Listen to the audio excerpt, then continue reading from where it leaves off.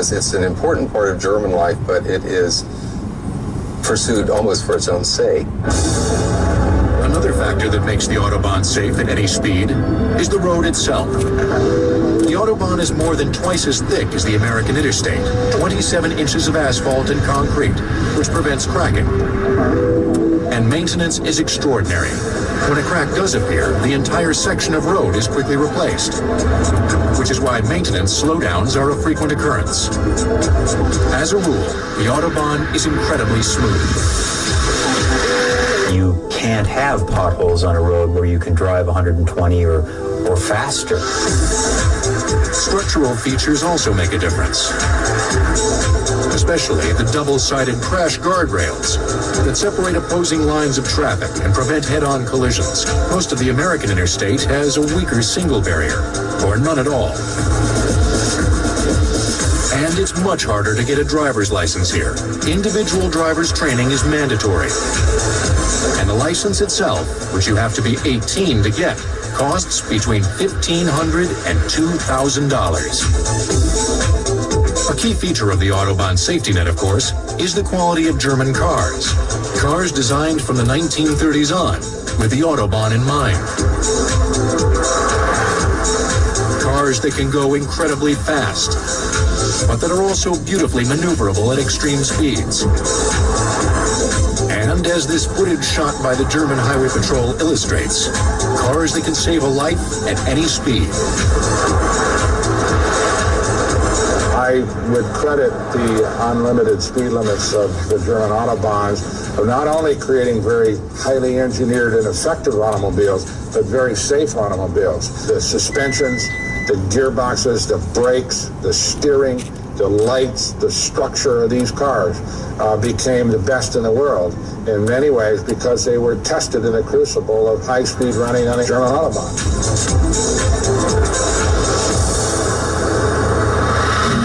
That environment is increasingly threatened. At one time,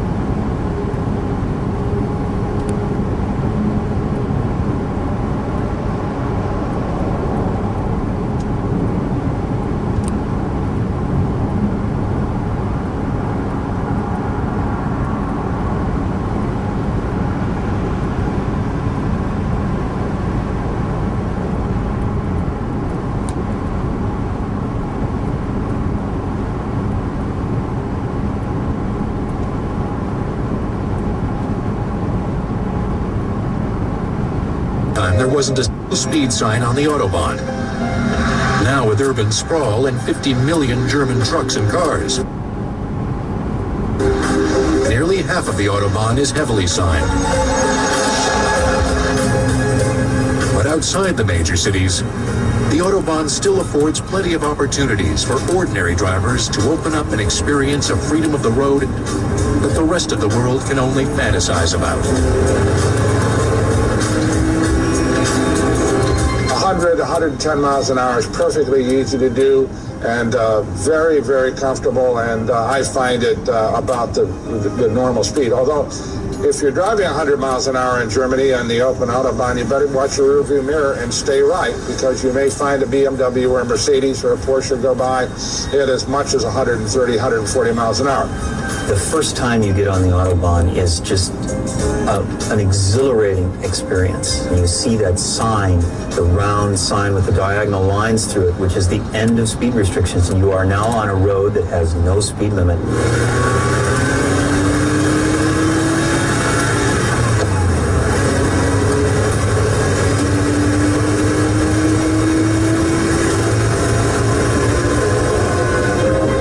Listening to Beethoven as you drive 110 miles an hour down the Autobahn is just one of the life-affirming experiences that you can have.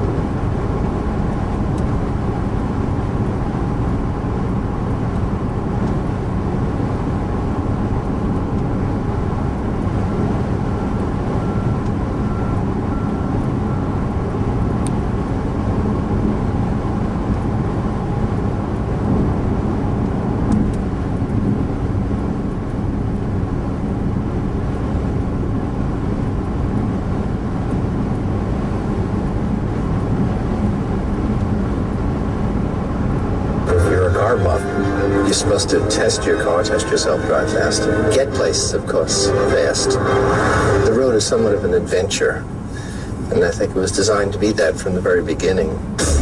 An adventure that had its roots in the deadliest hour of German history.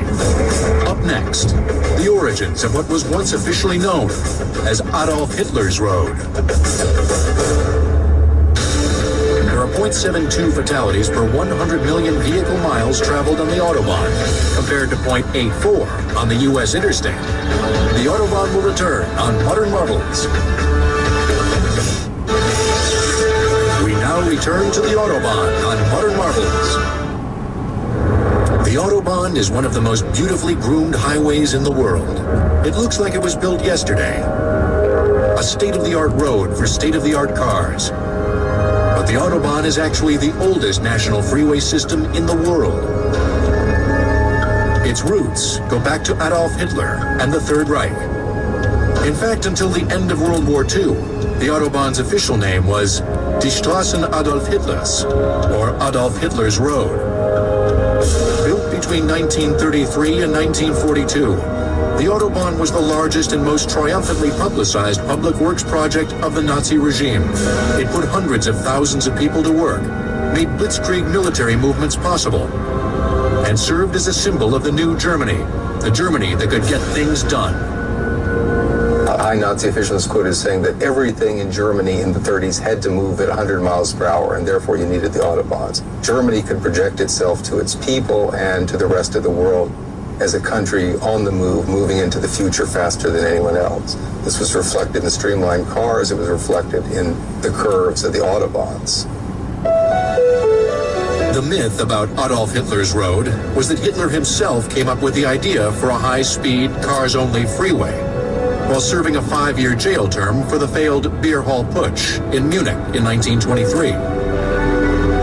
In fact, German engineers had developed the basic paradigm for the modern freeway when they began designing experimental limited access roads for Berlin and other cities in 1913. The elements of that are so familiar to us today, it's worthy to repeat that they were inventions at one time. That is, dividing traffic with a median in both directions, having at least 2 lanes so that the faster traffic can pass the slower traffic, and having pavement that is solid and curves that are banked and designed in a sufficient radius for the handling of the vehicle. At first, the National Socialist Party attacked the Autobahn as an elitist extravagance that would only benefit the tiny percentage of Germans who owned cars. But that changed when Hitler came to power and grasped its political, social, propagandistic, and imperial value. It was understood that they would extend to what Hitler called Greater Germany. That meant the parts of Europe he was planning to take over. So the one that ran to the east would eventually go all the way to Moscow.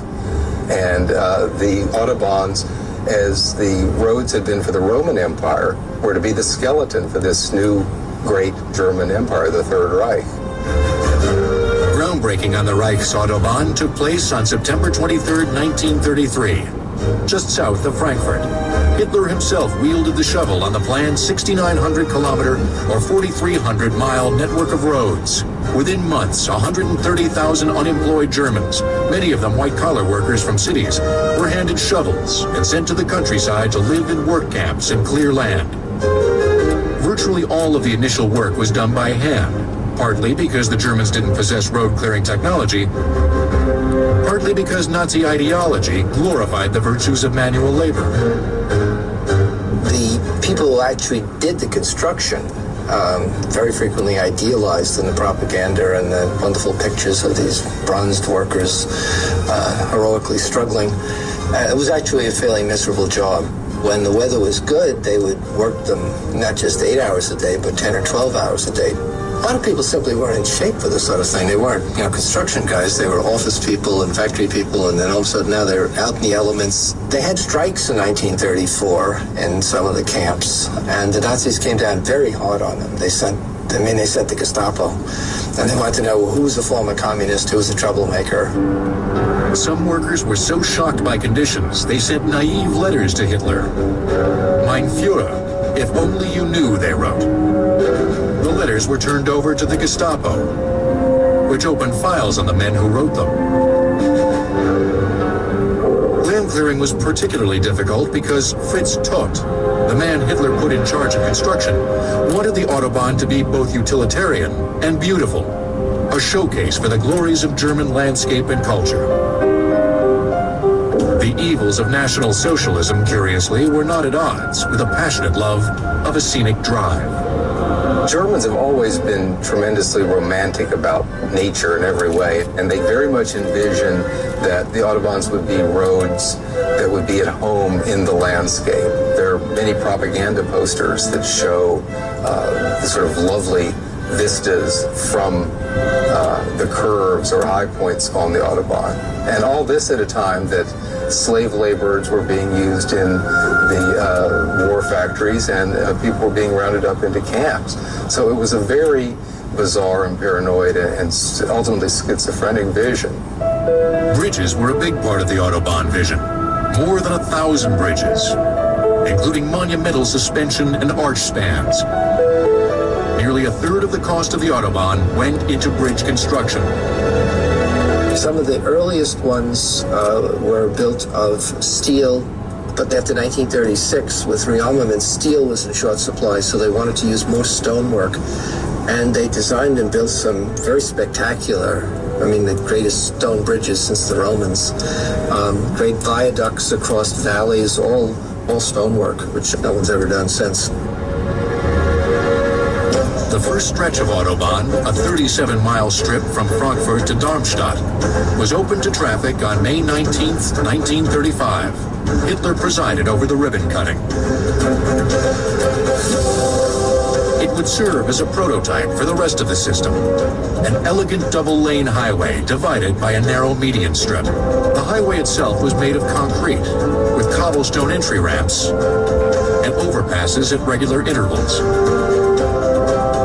The overpass was a key innovation that made the Autobahn and the modern speedway really fast. The great enemy of speed in an automobile is the stop sign and the stoplight. The idea of the Autobahn was that you never had to stop. Therefore, we have the cloverleaf board, the overpass, the on-ramp, and the off-ramps, all those things that we take so much for granted as part of normal divided highways. But that was a very new idea. From the start, the new roads were designed for speed. Original specs assumed an upper limit of 100 miles per hour, which made posted speed limits unnecessary, since virtually no cars could drive that fast. Grades were limited to 7%, which meant they could rise or fall no more than 7 feet in any 100-foot stretch. And curves were extremely gentle and long, so that drivers barely had to touch the steering wheel and never had to slow down. The Germans were eager to showcase their innovative new speedway, and the Autobahn made a striking impression. Foreign visitors who were brought in and given tours, and many of them carried over the Autobahn system in Zeppelins or driven along in high-speed vehicles, were amazed. And they would comment, for instance, that they were able to sit and take notes at 80 or 90 miles an hour. And this was the first that most people in other parts of the world had heard of the idea of a modern high-speed automobile highway. Ironically, the most modern, sleek, ambitious, beautiful, and expensive freeway system in the world was virtually empty most of the time. Just 1 in 75 Germans owned a car in 1936, and the Autobahn carried on average less than a single car per minute per kilometer. Hitler sought to remedy the problem by commissioning Ferdinand Porsche to design a car that ordinary Germans could drive on the Autobahn. The Volkswagen, which would sell for just $360, went into production in 1938, but only 800 vehicles were finished when war broke out and the factory was closed. The Volkswagen wasn't the only car designed for the Autobahn. Other models were built for luxury and speed, like this Autobahn wagon built by Adler Automotive in 1936. Actual racing cars could also sometimes be seen flying along the speedway. In 1938, Rudy Caracciola set a world speed mark of 268.9 miles per hour on a stretch of Autobahn outside Stuttgart. Normally, record speed runs are made on broad expanses of flat land, but Hitler insisted on using the 24.6-foot wide Autobahn. Caracciola, who survived it, later said that it was like aiming down the barrel of a gun. At 270 miles an hour, the overpasses would come up every few seconds, so that the skill levels to drive a car that fast in 1937 was miraculous. Later that day, Bernd Rosemeyer, Germany's most celebrated racer, attempted to top Caracciola with disastrous results. He was hit by a crosswind at an estimated 270 miles an hour, and the car was blown off the Autobahn, tumbled 400 or 500 yards, shredded itself into 1,000 pieces, and Rosemeyer was killed. That ended any record attempts on the Autobahn. The race to complete the Autobahn, however, continued at a grueling pace. By May 1939, 3,000 kilometers of Autobahn were ready for traffic. Ideology had now given way to technology, and most Autobahn work was done with machines. They could design the machinery because all the roads were exactly the same size. So they built a very efficient construction train of various machines all going along, clearing the land and putting stuff down, then laying the different stages of the pavement, and it was all very efficiently done. Construction tailed off abruptly as Germany geared up for war, and only a few hundred miles were added by 1942, when work on the Autobahn came to a standstill. As a military speedway, the Autobahn proved to be of little value, although propaganda pictures suggested otherwise. The rails were actually more efficient for moving equipment and troops, since they extended farther beyond German borders.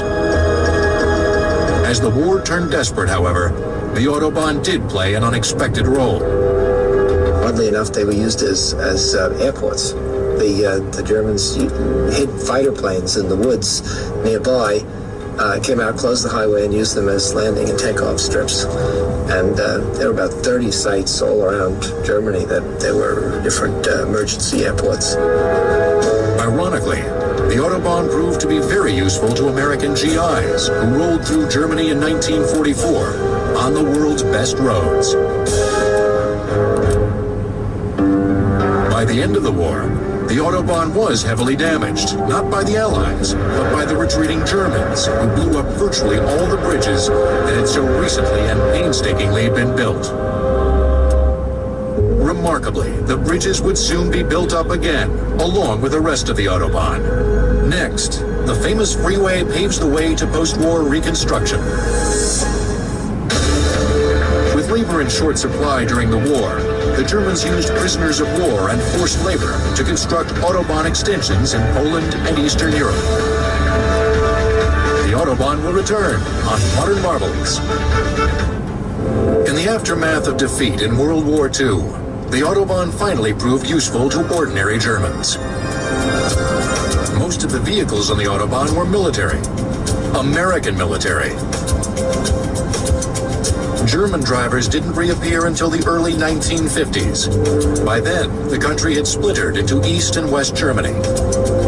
In the West, the Volkswagen, which had been shelved during the war, re-emerged as the symbol of post-war recovery. Both the car and the Autobahn were taking on new meaning.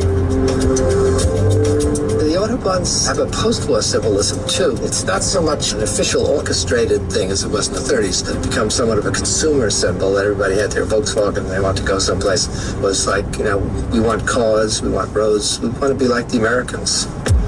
With one exception, the Germans still wanted to drive on the Autobahn as fast as possible. Posted speed limits were non-existent, and gradients were lowered from a pre-war maximum of 7% to just 4%, so that drivers wouldn't slow down going uphill. The speed challenge of the Autobahn, meanwhile, was a big influence on car design, along with the price of gas. Fuel economy would also be a consideration for the German auto industry to build cars that are both fuel efficient and high performance. That's why you wound up with these little, Porsches with these tiny little motors that would scream down the Autobahn at 100 miles per hour. Plus, the need for high-speed stability, very tight suspensions and steering, good tires and brakes. All of these technological advancements showed up in mass in Europe first. By the mid-1950s, most of the pre-war Autobahn in West Germany had been restored, and the West German government began the first of 3 4-year plans to build major extensions and new roads. They came out with what you would call the modern version of the German Autobahn, where you had a hard shoulder, the driving lanes, the center median with a continuous double guardrail. The early Autobahn with no guardrail, you could jump over that and have a gruesome crash. Intriguingly, as Autobahn expansion was underway, America began building the 44,000-mile interstate, the largest road system of all time. President Eisenhower, who had seen the Autobahn firsthand as commander of Allied forces in Europe, was the prime mover behind the interstate, which modeled itself heavily on the Autobahn. Like the Autobahn, Eisenhower sold the interstate as a national defense highway that could move American weapons and troops, and that could serve as an escape route in case of a nuclear attack. One major difference, of course, was in the area of speed. With the exception of a handful of western states, the interstate was built with limits, usually between 65 and 75 miles an hour. One reason that our highways came to have speed limits was that they were regulated by local authorities. We did not have a federal system as the Autobahns were. But at the same time also, there were differences in automobile technology. While Cadillac at that point was calling itself the standard of the world, it did not have a lot of the technical innovations that Mercedes, BMW, and even less expensive German cars had incorporated decades before. The interstate wasn't just slower than the Autobahn, it was cheaper. With over 40,000 miles of roadway to construct, engineers opted for a thinner 11-inch roadbed, that would begin to break down after 20 years. The 27-inch Autobahn was built to last twice as long. American engineers also favored what seemed like a no-frills utilitarian design for the interstate, with as many straight lines as possible. The lesson of that highway was brought home almost immediately as drivers began to suffer from what was called highway hypnosis. Straight highways, it turned out, would put drivers to sleep. So it turned out that the curves, the things that seemed simply aesthetics when they were designed in the Autobahns in Germany to fit the landscape, were also very useful for safety. Safety became a major concern as the volume of traffic rose. By 1970, there were 14 million cars in West Germany and 19,000 fatalities a year. Many of the most gruesome, of course, on Germany's fastest road. Authorities raised fines and added jail time for drunk driving, hit and run, and other traffic violations, made seatbelt use mandatory, and eventually posted a suggested nationwide speed limit of 130 kilometers, or 81 miles an hour. Meanwhile, the Autobahn continued to grow. The 1970s saw a level of expansion equal to that of the 30s, with more than 3,000 kilometers added to the highway web. Planners wanted to put an Autobahn entry road within 10 kilometers of any point in Germany. By 1990, the Autobahn had grown to more than 11,000 kilometers, 4 times the amount that had been built before the war. A growing number of Germans began to see the Autobahn not as a national icon, but as a sprawling monster, spewing pollution and choking the land. Next, managing that monster, balancing the high-speed expectations of millions of drivers against the creeping reality of the Autobahn at rush hour. A national speed limit of 100 kilometers per hour, about 63 miles per hour, was imposed on the Autobahn on November 24, 1973 during the oil crisis. It lasted less than 4 months. The Autobahn will return on Modern Marvels. Although speed has made the Autobahn famous, the reality of Autobahn driving can be anything but fast. Many sections of the Autobahn are like rush hour in Chicago or LA. And since the early 1990s, German authorities have employed a sophisticated system of high-tech surveillance and feedback to keep things flowing. And they have imposed speed limits. Variable speed limits that change according to the conditions of the road. The idea is to overcome this bottleneck with a system like this that limit the speed for a certain time during the urban areas to a synchronized traffic of 100 kilometers per hour, 120 possible. The speed limits and other driving directives are triggered by sensors in and on the Autobahn that shoot weather and traffic data to roadside computers every 60 seconds. When, for example, the sensors determine that over 15% of Autobahn traffic is trucks and that speeds have slowed to 80 kilometers an hour, a no passing symbol for trucks is flashed on the overhead signs. Speed limits are introduced gradually, 5 miles in advance of an actual slowdown, so that cars don't fly headlong into a massive jam. It's an effective system. We had a reduction of accidents in the first 3 years of roughly 30%.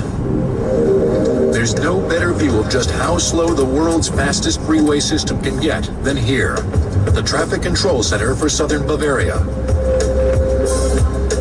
Over 220 cameras monitor traffic on the Autobahn around Munich, especially in tunnels and over bridges. On the screen and on the video, we have mostly very dense traffic, so the high-speed drivers have no chance to drive as high they like to do. The best way to ease Autobahn congestion is to free up the emergency or breakdown lane for trucks. Before that can happen, operators have to make sure there aren't any stalled cars on the shoulder of the road. Remote control cameras that can film 500 yards or 2.5 football fields away swivel and scan. Adding an extra lane speeds up traffic by 70 to 80%. Cameras, it turns out, are everywhere on the Autobahn. Not all of them so benign. The German Highway Patrol, or Polizei, use them in undercover vehicles, including motorcycles, which also have a VCR player that brings disputes about violations to a quick end. Es gibt keine Streitereien. There is no disagreement. The violation is on video and can be used as evidence in court. If there is a speed limit, the Polizei go after speeders, but most of their attention goes to tailgaters, the number one cause of accidents on the Autobahn.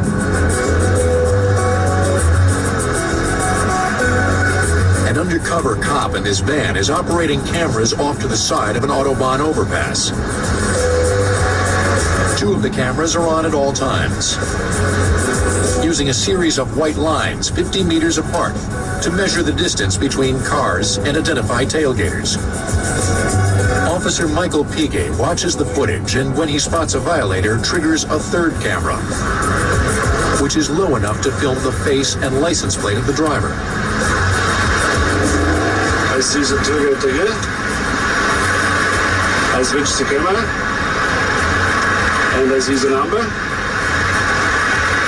and the driver. That's all.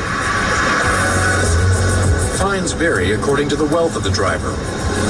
Horst Hablowitz, chief of the Holzkirchen Polizei south of Munich, last year ticketed one very wealthy tailgater for $20,000. Tailgating is hardly the only thing that can bring trouble on the Autobahn. Hostile gestures, like these from a 1950s driver's training film, aren't just frowned upon, they're against the law. Well, there's this, we say, you're crazy, you have a bird in your head, or the horses with the blinders on, or, of course, you know this one here, the middle finger, or you're driving like an ass. The crime in Germany is called insult, and insult is prosecuted at the request of the victim or insulted person. And since we are in the crime category, the punishment is normally 800 Deutschmarks and up. Wird es Geldstrafen so in der Regel ab 800 Mark aufwärts geben. Which is about $500. The Autobahn inevitably has lots of accidents, just like every other major freeway in the world. Not surprisingly, here the worst accidents tend to be speed-related.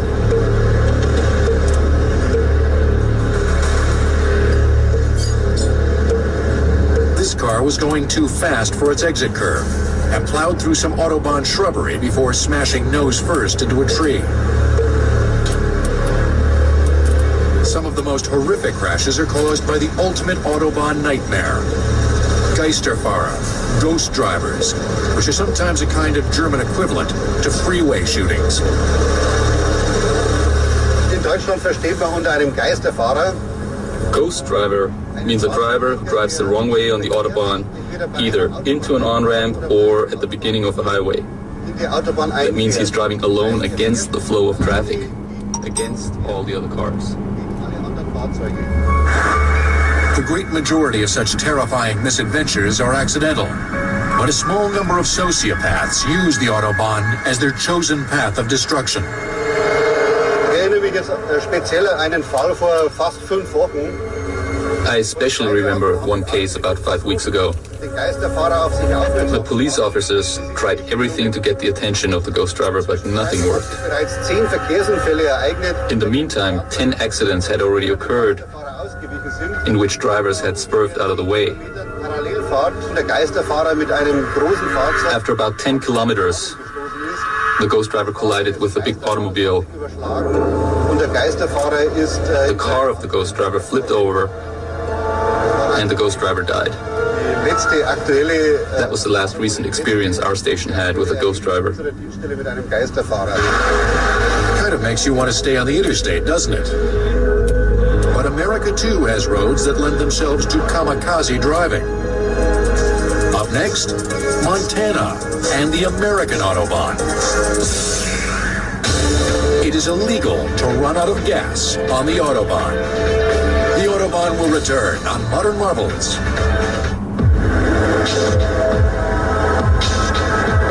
Germany isn't the only place in the world where a motorist can be upstaged at any speed. Until the oil crisis of the early 1970s, the Autostrada in Italy was the world's other great speeder's paradise, with no posted limits of any kind. Since then, the limit has been 85 miles per hour, although that's scheduled to go up to 150 kilometers, or 94 miles per hour in 2003. I suppose that you could say that the speed limits are loosely enforced, although you'll find lane discipline every bit as good in